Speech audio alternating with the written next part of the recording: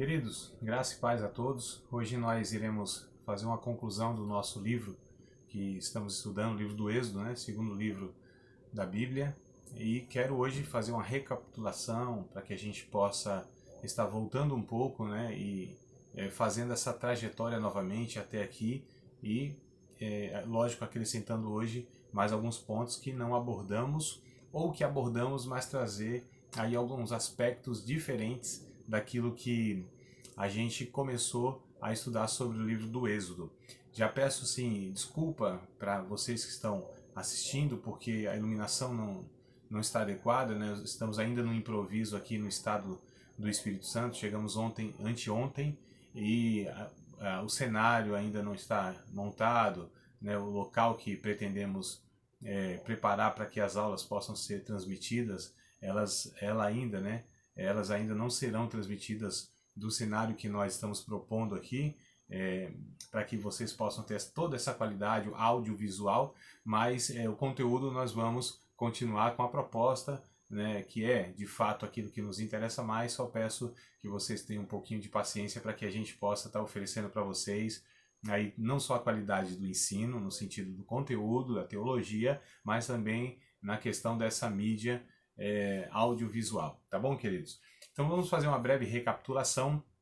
Nós estudamos então o livro do Êxodo. Êxodo diz a respeito da saída do povo. A palavra êxodo quer dizer saída ou partida, né? E diz respeito dessa saída ou dessa partida do povo de Israel da terra do Egito, que foram escravos durante 430 anos, né? E de fato ele é uma sequência histórica do livro de Gênesis, onde o último capítulo, o capítulo 50, conta a história então desse patriarca, o Jacó, vindo então de Abraão, Isaac e Jacó, né? Esses três patriarcas da fé hebraica, e aí consequentemente também esses que deram aí continuidade à promessa que Deus tinha feito lá atrás, que em Abraão seria uma grande família, seria bendita a todas as nações. E a gente percebe que Deus, então, ao longo da história, ao longo dos séculos, ele vem cumprindo as suas promessas, cumprindo a sua vontade e o propósito dele para esta nação específica, que era um grupo lá de 75 pessoas, quando desceram ao Egito, por ocasião de que José, na época, ele era um governante ou principal governante do Egito, lógico, abaixo de Faraó. E quando então a terra passa por uma grande fome, as nações, ou quando a gente fala de nações, a gente muitas vezes se confunde no sentido de que a gente tem hoje uma nação como um grande número de pessoas, né, um território muito grande, com toda a estrutura, né, seja ela aí países onde o sistema de governo é democrático, ou até mesmo esses ditadores. Mas a gente tem em mente muitas vezes, quando a gente olha para a Bíblia, esse formato de nação. Não é exatamente isso. Quando a Bíblia fala de reinos, fala de nações, né, principalmente lá no Antigo Testamento, era um grupo de pessoas de um número muito reduzido, né? A gente chama de cidade-estados. Então, cidade-estado, onde tinha lá governantes que chamavam de reis. Mas não eram esses reis que a gente imagina que liderava ou reinava, tinha sob o seu governo muitas pessoas. Então Jacó, ele desce ao Egito com 75 almas, 75 pessoas aproximadamente. Então, ao longo desses séculos, né, a nação de Israel, lá no Egito, lá no capítulo 1 de Êxodo, se mostra muito grande. Já de fato a gente encontra lá um grupo muito grande de pessoas. Os historiadores dizem que esse povo, quando chega então na saída mesmo do Egito, né, que fica ali 40 anos, né, rodeando ali aquela terra prometida e não entrando naquela terra prometida durante 40 anos, são aproximadamente 2 milhões de pessoas. Alguns estudiosos, ou muitos, ou a maioria, vai entender que essa era a população, esse era o número de pessoas, né, no povo de Israel. Visto que o livro de Números vai trazer o exército que Israel possuía, que era 603 mil. Porém, nós devemos considerar que a palavra no hebraico para 1000 não é precisa. Não quer dizer nem sempre a questão literal de 1000. Então, por exemplo, nós hoje falamos assim, eu já te falei isso 1000 vezes, né? Mas não é que isso é tomado como literal, como 1000 vezes eu falei aquela palavra. Isso quer dizer que eu falei muitas vezes. Então, nós não podemos nos prender aos números em si. A questão é que, de fato, era muita gente, né, que já estava ali na terra do Egito. O capítulo de número 1 de Êxodo vai dizer, então, que o povo ali do Egito já estava enfadado, né, desses escravos. Eles eram escravos, eles estavam crescendo, e aí Faraó teme.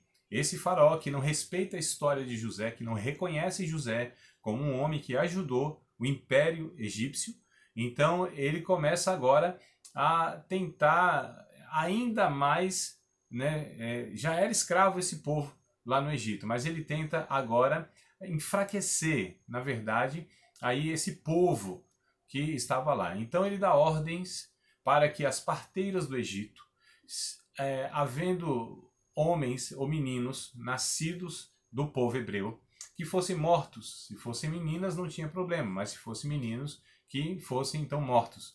E Deus então interfere aí nessa ocasião, e essas mulheres temem a Deus e não fazem isso. E o povo então vai crescendo cada vez mais. Então a gente percebe que Deus está agora cumprindo ou preparando todo o cenário para que seja cumprida a promessa que ele fez lá a Abraão, lá no capítulo 15, 16, 17 de Gênesis, que aquele povo, então, formado a partir de Abraão, seria afligido por 430 anos, porém, quando saísse, então, dessa terra para a terra prometida, eles sairiam com grande riqueza, com grandes tesouros. No capítulo de número 1, então, nós vemos o nascimento de Moisés, capítulo 2, esse que Deus iria usar para que pudesse, então, libertar esse povo da escravidão. E é interessante que nós fizemos, então, ao longo dessas 3 aulas, divisões de uma forma didática para que a gente pudesse, então, entender a mensagem, a estrutura, né, o propósito desse livro. Então, esse livro ele é escrito aproximadamente em 1445 a.C. Moisés, né, que é o principal personagem aqui desse livro, ele é o autor desse livro, ele faz parte, então, o livro do Êxodo, de um volume, ou de 5 volumes, que nós chamamos de Pentateuco, né? Pentateuco quer dizer justamente isso, volumes, ou 5 volumes, né? Pentateucos, quer dizer 5 volumes, referindo-se a volumes de rolos de livros. Então, a gente divide, o livro de Êxodo tem algumas formas, eu propus aqui 2 maneiras de nós dividirmos então o livro do Êxodo. Então ele pode ser dividido em 2 partes. Do capítulo 1 ao capítulo 18, ele vai falar sobre o homem de Deus, que é Moisés. Então do capítulo 1 ao capítulo 18, ele enfatiza, né, esse personagem que é Moisés, como eu disse, o principal personagem então do livro do Êxodo. Do capítulo 19 ao capítulo 40, vai ser então proposto que essa abordagem seja com foco na mensagem de Deus. Então, do capítulo 19 ao capítulo de número 40, que é o final do livro, ali está, na verdade, a mensagem, o que Deus comunicou a essa nação. Qual é a mensagem, né? Qual é a proposta que Deus tem, então, para essa nação que ele estava libertando. Essa é uma maneira de nós estarmos dividindo, então, o livro do Êxodo. Daqui a pouco eu falo da outra forma de nós dividirmos esse livro. Então, o homem de Deus, sua história, é dividida em 3 períodos. Né? Isso nós vemos lá em capítulo de número 7 de Atos dos Apóstolos. Então, é lá no Novo Testamento, lá no livro histórico, né, do Atos dos Apóstolos, é que, na verdade, vai fazer essa divisão desse período da vida de Moisés. Então, eu anotei aqui, passei para vocês, só recapitulando. Né? Então, Atos, capítulo de número 7, até o verso 17, melhor dizendo, até o verso 28, vai falar sobre o primeiro período da vida de Moisés. Lembrando que ele teve 3 períodos de 40 anos. Então, ele vive 120 anos e, curiosamente, a sua vida é dividida em 3 períodos de 40 anos.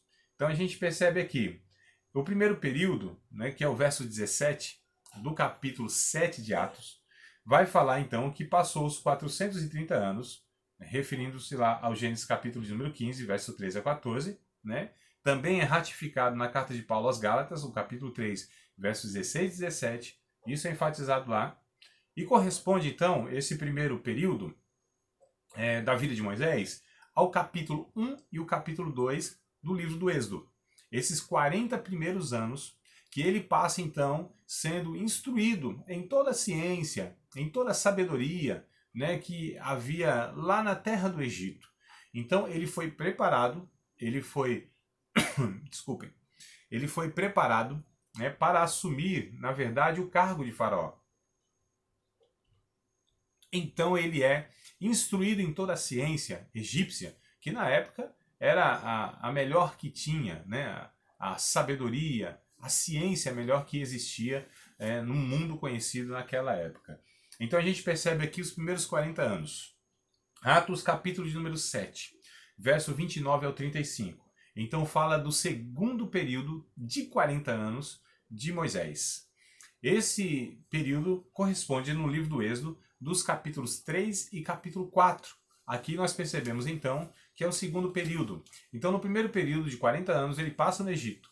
Chegando lá numa ocasião no Egito, onde ele vai apartar uma briga entre um egípcio e um hebreu. E ele acaba matando esse hebreu. Acaba matando esse egípcio para defender o hebreu, porque ele entendia que Deus iria libertar o seu povo, embora ele fosse criado lá no palácio de Faraó, embora ele estivesse sendo preparado, na verdade, para assumir nesse cargo, que era o cargo mais importante do mundo, mesmo assim ele sabia, ele entendia, a sua mãe tinha instruído ele quem ele era e quem era Deus. E o que Deus iria fazer através da sua vida. Ele entendia que Deus iria usá-lo para libertar o seu próprio povo. Então, dar a entender, na verdade, a esse seu irmão hebreu, ele vai, então mata esse egípcio, porque apartando a briga deles, ele chega a matar e enterra esse corpo do egípcio, entendendo que ninguém tinha visto aquilo. Mas no dia seguinte, quando estão brigando, né? Estão discutindo, dois hebreus, então ele vai apartar, ou ele vai entrar numa questão de tomar uma satisfação. E um deles fala para ele, tu vai fazer comigo como fizesse ao egípcio ontem? Então ele teme, porque ele sabia que ele tinha cometido algo que teria uma punição. Então ele foge dali do Egito e ele vai lá para as terras de Midian. Esse é o segundo período da sua vida, onde ele passa 40 anos, constitui família, tem filhos, e fica lá sendo pastor de ovelhas. Nessa ocasião, no capítulo 3 e o capítulo 4, precisamente no capítulo 3, Deus aparece a Moisés numa manifestação, numa epifania, através de uma sarça, lá no deserto, e Deus comunica para ele, então, que ele iria libertar este povo.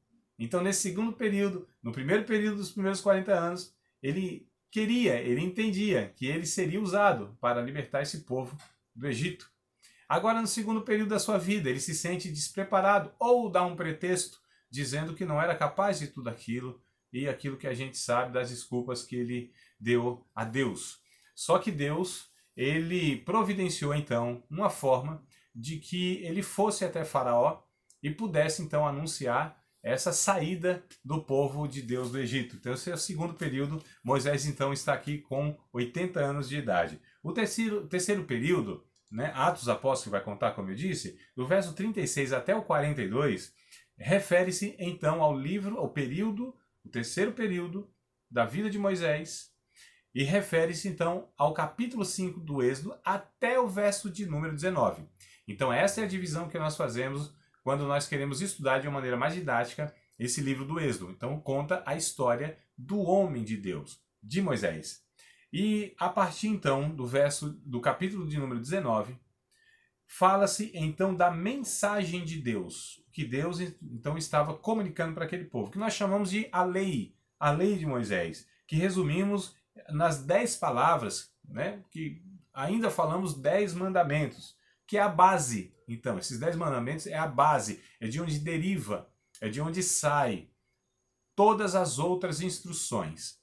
Então aqui nós chamamos de os 10 mandamentos. Encontra-se então no capítulo de número 20, é a segunda divisão que fazemos do livro, do capítulo de número 20 até o capítulo de número 40. Essa é a segunda divisão que vai falar sobre a mensagem de Deus. Então, o Êxodo capítulo número 20, verso 1 ao 17, vai falar então desse código de conduta que Deus estava dando a este povo para o futuro.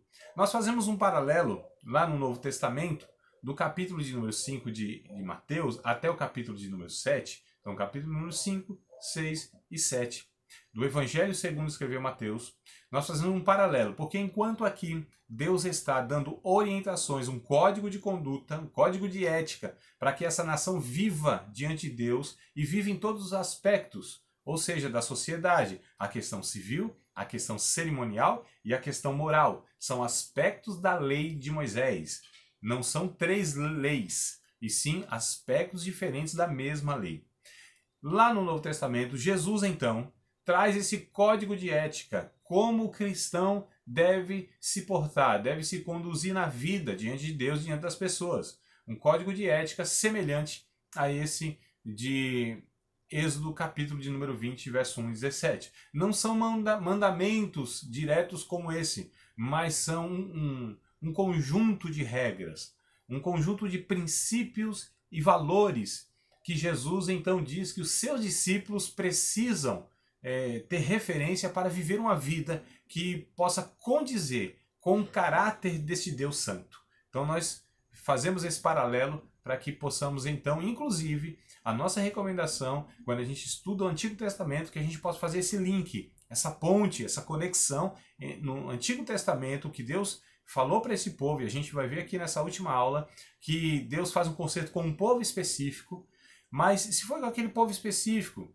e se isso foi por um período de tempo, para um propósito, inclusive um propósito maior, que era de trazer o Salvador ao mundo. Então, isso tudo é inválido para nós? Isso tudo não tem nenhuma aplicação prática? Não tem. Desde o que o Novo Testamento possa ratificar, desde o que o Novo Testamento possa confirmar. Então, o Novo Testamento confirmando aquilo que o Antigo Testamento aqui, ele ensina, então nós tomamos como prática. Nós tomamos como ainda sendo a continuidade da vontade de Deus para nós. Como eu disse, havia aspectos diferentes da lei de Moisés, ou a lei de Deus, que era o aspecto civil, a convivência civil, o aspecto da questão moral, os valores morais, e o aspecto das questões cerimoniais.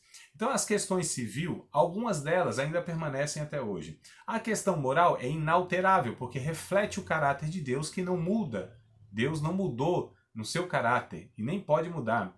E a questão cerimonial, isso foi abolido no sentido que caducou, porque em Cristo isso foi cumprido. Então, por exemplo, sacrifício de animais, coisas puras e impuras, dias sagrados, lugares sagrados, tudo isso o Novo Testamento ele vem mostrando que isso é diluído, isso é desfeito, porque isso tinha um propósito, tinha uma pedagogia no Antigo Testamento, e isso se cumpre em Cristo. Então Paulo na carta aos Gálatas ensina isso, o escritor de Hebreus ensina isso, Paulo fala também na sua carta aos Colossenses sobre essas questões. Então doutrinariamente nós sabemos que essas questões cerimoniais não cabem, não fazem sentido para nós, os cristãos. Nós não somos uma continuidade do judaísmo. Nós não somos judeus. Nós somos, na verdade, seguidores, discípulos de Cristo, que vivemos a virtude, ou as virtudes, os valores e os princípios do Evangelho na vida, no mundo e em todos os lugares. E nós não consideramos mais que há dias específicos de adoração, dias mais sagrados do que outros. Nós não entendemos que há coisas profanas e há coisas santas, porque pela oração e pela palavra tudo é santificado. Paulo trata isso em diversas das suas epístolas. Nós não entendemos, inclusive, que há lugares específicos de adoração, porque a adoração se dá em espírito e em verdade, e a adoração é um estilo de vida em todos os lugares, em todas as esferas, em todos os tempos, e em todos os momentos da nossa vida. Adoração diz respeito, nós vamos ver isso aqui inclusive, pretendo passar para vocês. Adoração diz respeito a uma vida diante de Deus em todas as esferas da vida. E aí, amados, voltando aqui, os primeiros 5, voltando aos 10 mandamentos, os primeiros, que é a segunda divisão do livro do Êxodo, os 5 primeiros dão ênfase a seu caminhar com Deus, e os demais falam a responsabilidade com o próximo. Então nós temos lá, não farás outro Deus diante de ti, não profanarás o nome do Senhor, não tomarás o nome do Senhor teu Deus em vão. Né? A gente percebe que os 5 são direcionados a Deus, nossa conduta diante de Deus. E os outros, não matarás, não roubarás, não cobiçarás. Né? A gente percebe que isso diz respeito à conduta ao próximo, fazendo novamente um paralelo e uma conexão com o Evangelho de Mateus, capítulo de número 22, versos de número 37 ao 39, quando um doutor da lei pergunta para Jesus qual é o maior dos mandamentos. Então ele diz: amarás, pois, o Senhor teu Deus de todo o teu coração, de toda a tua alma, de todas as tuas forças, de todo o teu pensamento e o teu próximo como a ti mesmo. Então a gente percebe aqui que há no Novo Testamento um maior mandamento, diz respeito a relações nas esferas diferentes, aqui nas 3 dimensões, né? Eu chamo de relacionamento 3D, são as 3 relações, ou as 3 esferas de relações. Nós nos relacionamos com Deus, nós nos relacionamos conosco e nós nos relacionamos com o próximo. A harmonia da Bíblia é que nos vai trazer isso. Então, dos capítulos de número 20, a partir do verso 18, até o capítulo 24 ao verso 18, enfatizam a importância do amor, honestidade e justiça, só fazendo a recapitulação. Então, nós fazemos essa divisão e aí esses capítulos, eles trazem então que essa nação de Israel deveria enfatizar a vida comunitária de amor, a honestidade e a justiça. São 3 virtudes fundamentais, essenciais para viver em comunidade, para viver em sociedade, para viver em um grupo, seja ele grande ou pequeno. Se não haver amor, se não houver amor, se não houver honestidade nas relações e se não houver justiça nas relações, essa sociedade, esse grupo de pessoas, essa nação se prejudicará. Essa nação terá, na verdade, uma má qualidade no seu convívio. E Deus, então, estava ensinando esse povo a viver e a viver bem. Dos capítulos de número 25, do verso de número 1, então, capítulo 25, verso 1 do Êxodo, até o capítulo 31, verso 18, diz sobre a abordagem do homem ao Senhor, ou seja, o tabernáculo, o templo, né, que Deus deu ordem para que fosse erigido, construído uma tenda móvel, uma tenda onde havia lá rituais para que as pessoas pudessem se chegar a Deus. Deus estava ensinando então que para se aproximar dele teria que ter uma vida santa. Deus é santo, Deus é puro, Deus é perfeito. Deus, então, estava ensinando a respeito do seu caráter, que para se aproximar dele, para se relacionar com ele, não era com a vida de qualquer forma, mas sim com a vida de santidade, uma vida que Deus propôs. Porque, na verdade, queridos, Deus sabe como nós devemos viver a vida e nós não sabemos. Deus nos criou, nós somos criação de Deus. Então, Deus sabe a forma correta de viver.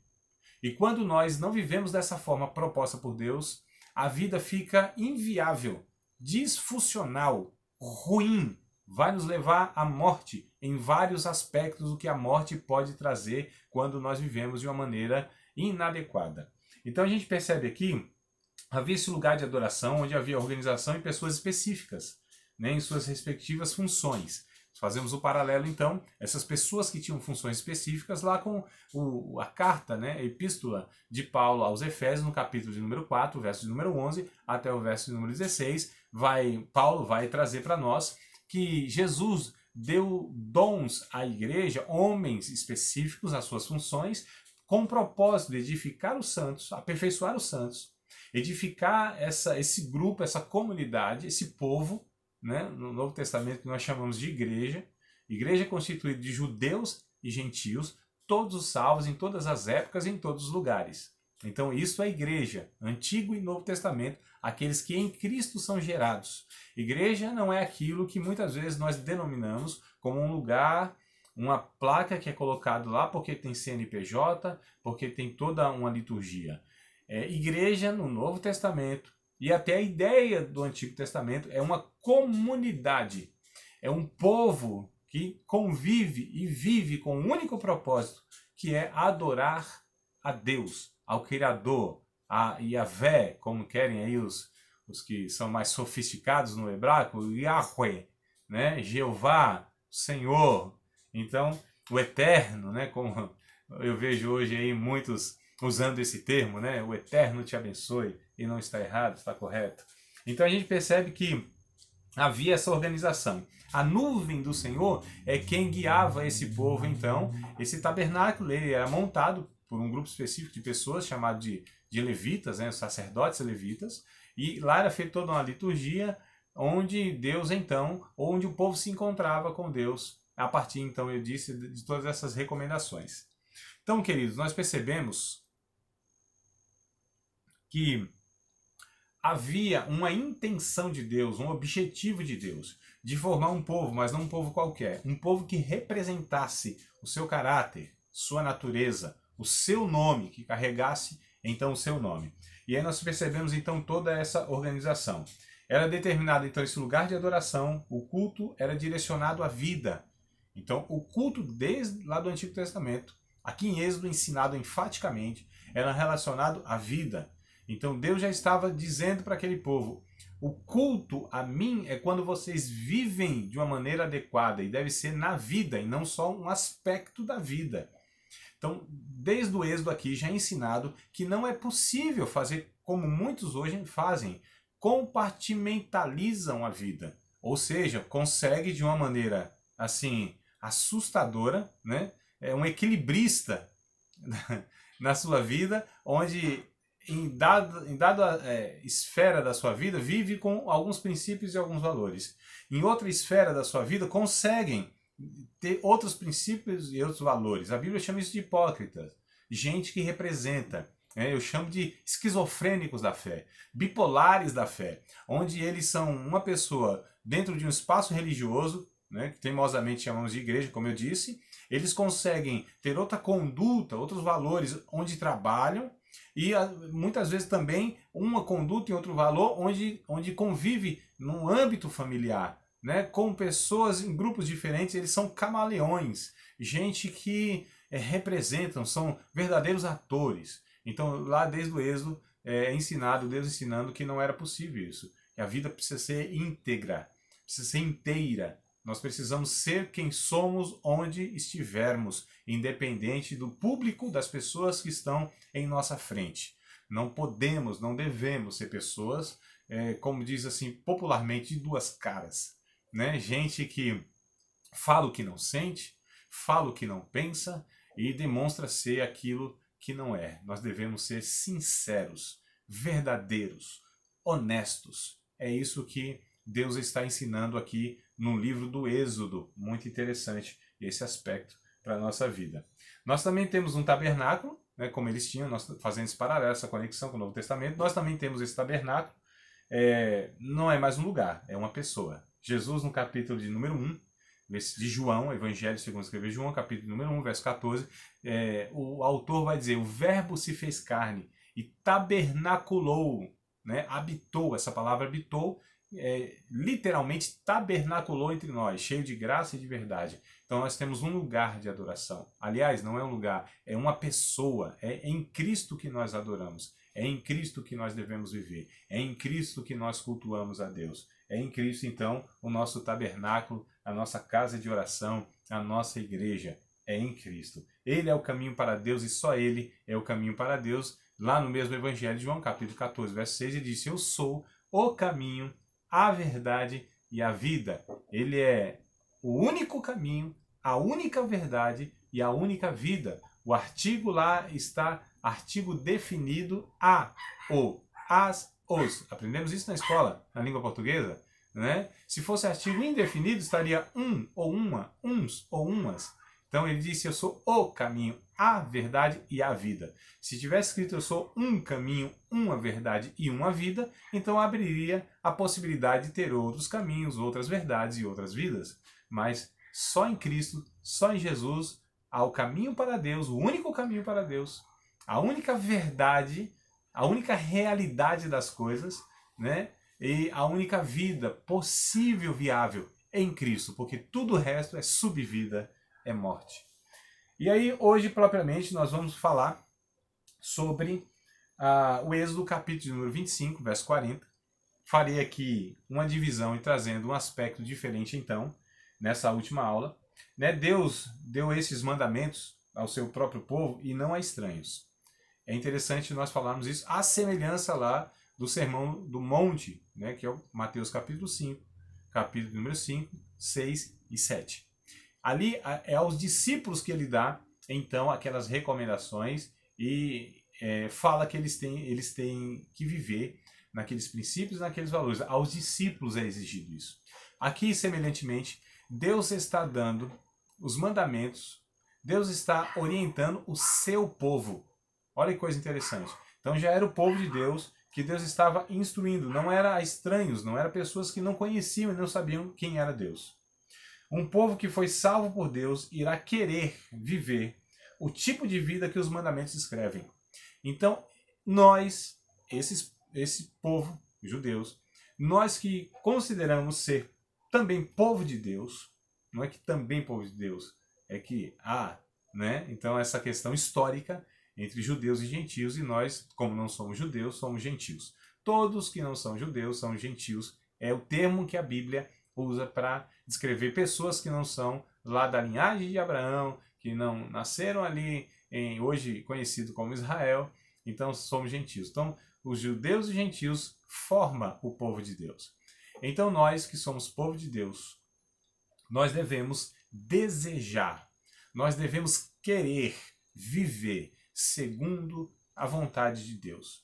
É o desafio que nós enfrentamos, porque nós temos uma natureza semelhante aos judeus, semelhante a qualquer nação, semelhante a qualquer povo. Não há privilégio em povo algum, mas todos nós pertencemos a uma raça, a única raça que é a raça humana, o ser humano, que em Adão nós aprendemos no estudo de Gênesis, o estudo passado, que em Adão todos nós somos participantes de uma mesma natureza, essa natureza que é contrária a Deus, essa natureza que quer fazer a nossa vontade, que é uma vontade prejudicial a nós mesmos, uma vontade que são desejos que muitas vezes não são compatíveis com a vontade de Deus, como eu disse, que sabe como nós devemos viver.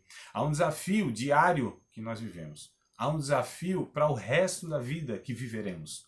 Enquanto aqui estivermos, enfrentaremos lutas internas existenciais, como diz Paulo em Gálatas, capítulo de número 5, versículos de número 16 e 17. Ele disse, o espírito combate contra a carne. Ele está falando aqui em espírito como uma nova natureza gerada por Deus, e a carne como essa velha natureza também chamada de velho homem, que combate contra Deus. Então ele diz, o espírito combate contra a carne contra o espírito. Esses opõem-se um ao outro, para que não façais o que quereis, mas se andar em espírito, não vão cumprir os desejos ilícitos da carne.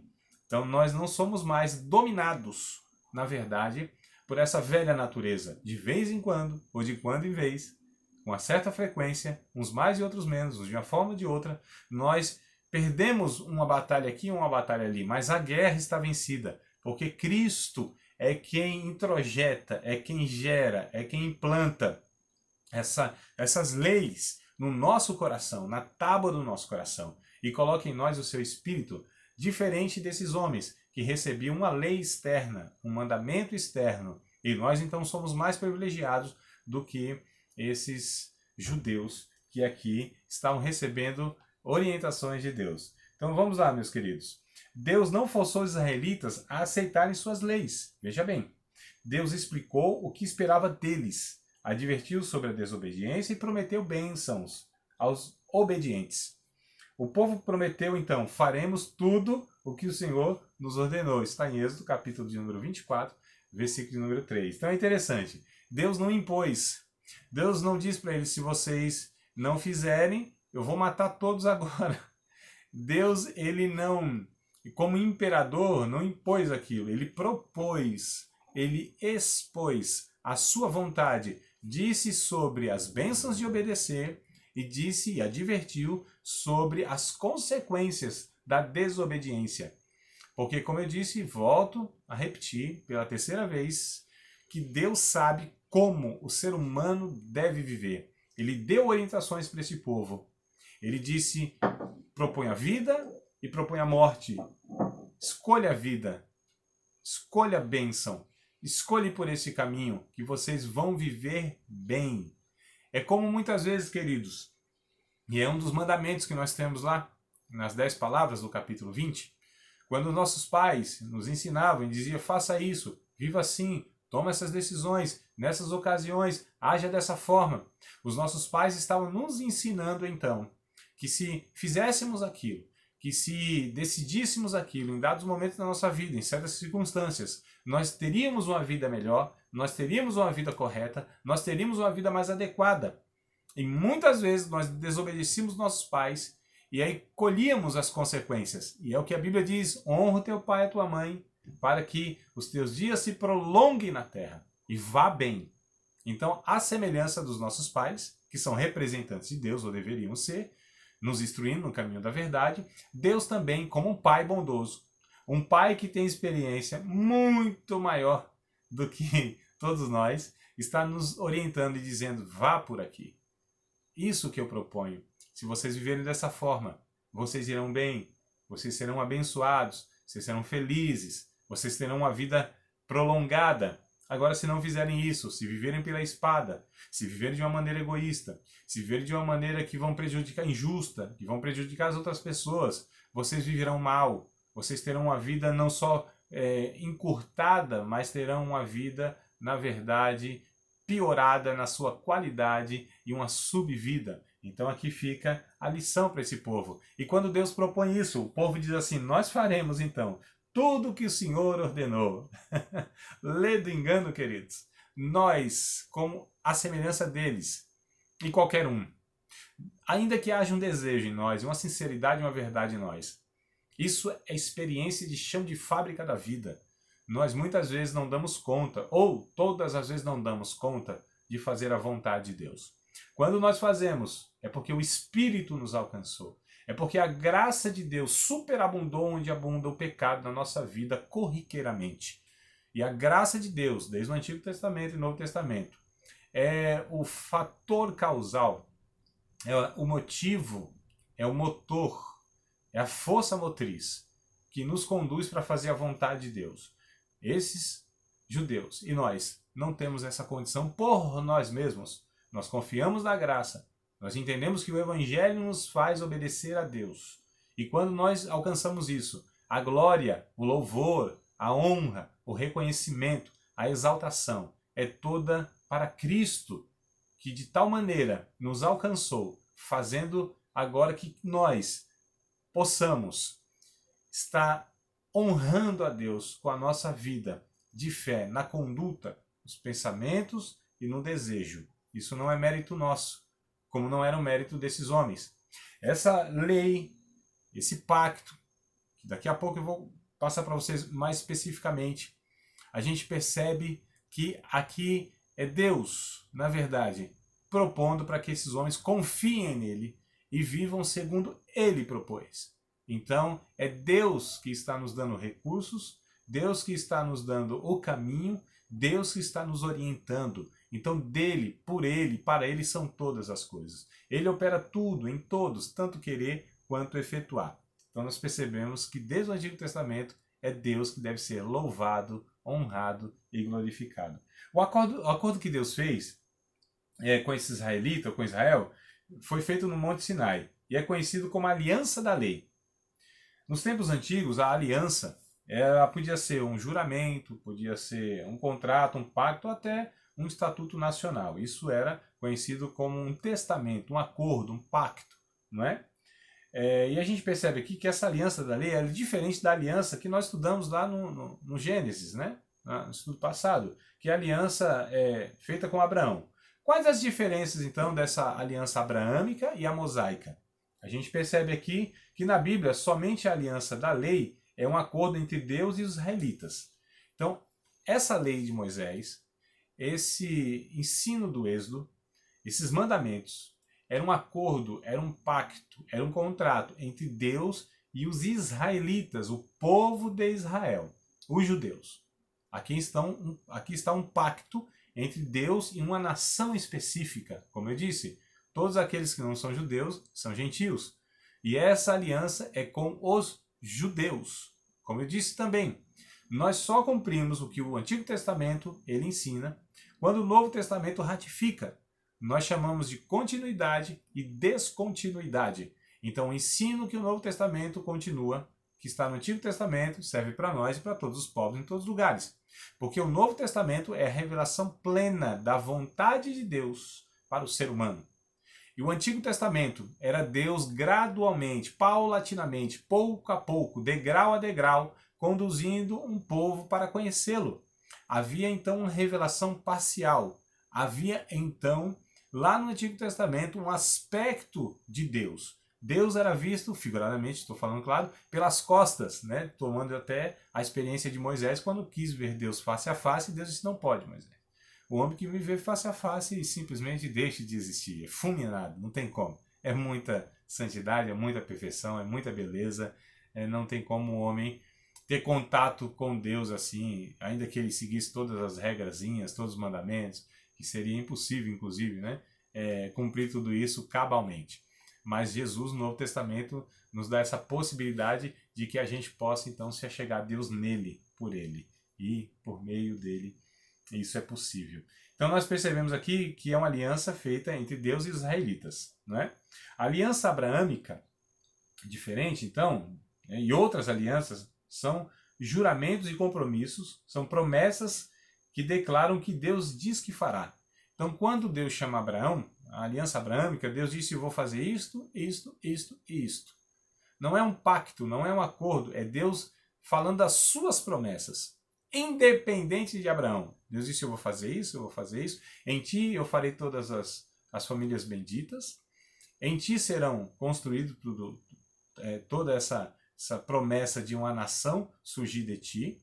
Né? Em ti, então, eu abençoarei os que te abençoarem e amaldiçoarei os que te amaldiçoarem. É Deus que fará tudo isso. Então, em Abraão, a aliança abraâmica as promessas de Deus, ou seja, é unilateral. Já que a gente percebe que a lei ou o pacto que Deus faz com essa nação de Israel é, na verdade, um acordo onde duas partes precisam cumprir o seu acordo. Então, Deus disse no capítulo 28, por exemplo, de Deuteronômio, que ainda vamos estudar, né? Ali está a repetição das leis, por isso que é livro da segunda lei, Deuto, né? Deuto 2, Nomos, que é lei. Então, repetição das leis, depois a gente vai explicar o porquê disso. Mas a gente percebe então que Deus diz, se fizeres isso, se obedeceres, há uma condicional, um condicionante, que é se. Então, na obediência, Deus também iria cumprir a sua promessa. Então, a aliança com os judeus, ela é um pacto, um acordo, um contrato entre duas partes, Deus e os israelitas. Diferente de Abraão, onde Deus fez as promessas para ele, ia cumprir independente do Abraão. O projeto do tabernáculo, né, figuradamente, então eu estou falando aqui do capítulo 25 a 40, lá está um projeto chamado de tabernáculo, que figuradamente resumia a verdade espiritual que havia apenas uma maneira para o homem se aproximar de Deus, o caminho dele.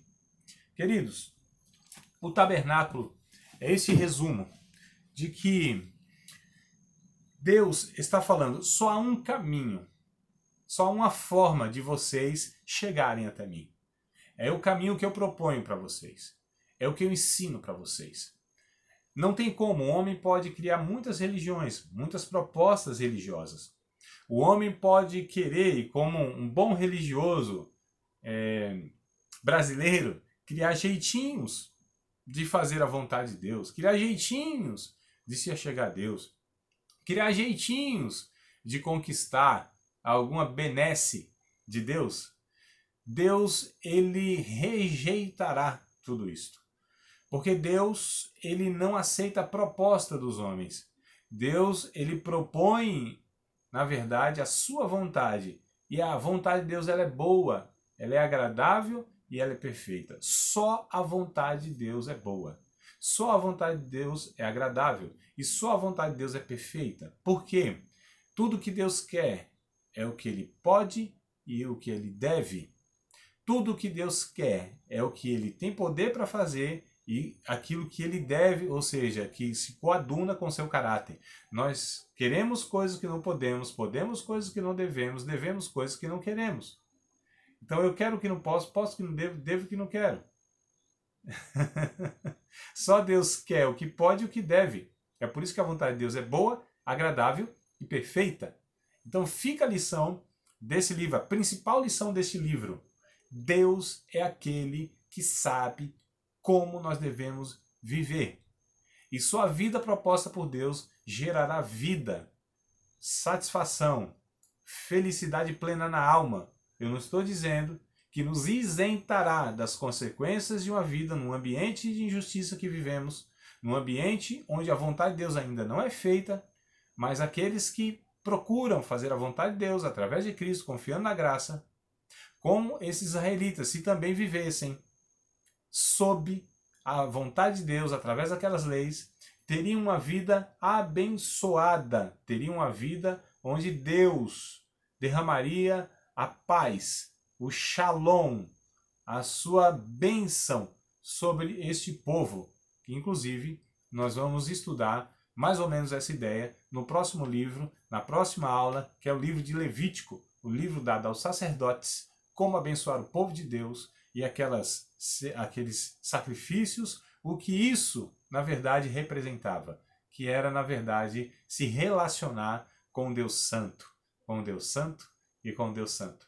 Espero que essa sequência de 4 aulas sobre este livro possa ter trazido para você mais luz, mais entendimento, mais desejo de viver uma vida diante desse Deus tão maravilhoso, esse Deus de Israel, esse Deus de Abraão, de Isaac, de Jacó, esse Deus Pai do Senhor Jesus Cristo e esse nosso Deus, o nosso Senhor e o nosso Salvador. Deus te abençoe, Deus te guarde, Deus faça resplandecer o seu rosto sobre ti, Deus levante sobre ti o teu rosto e te dê a paz.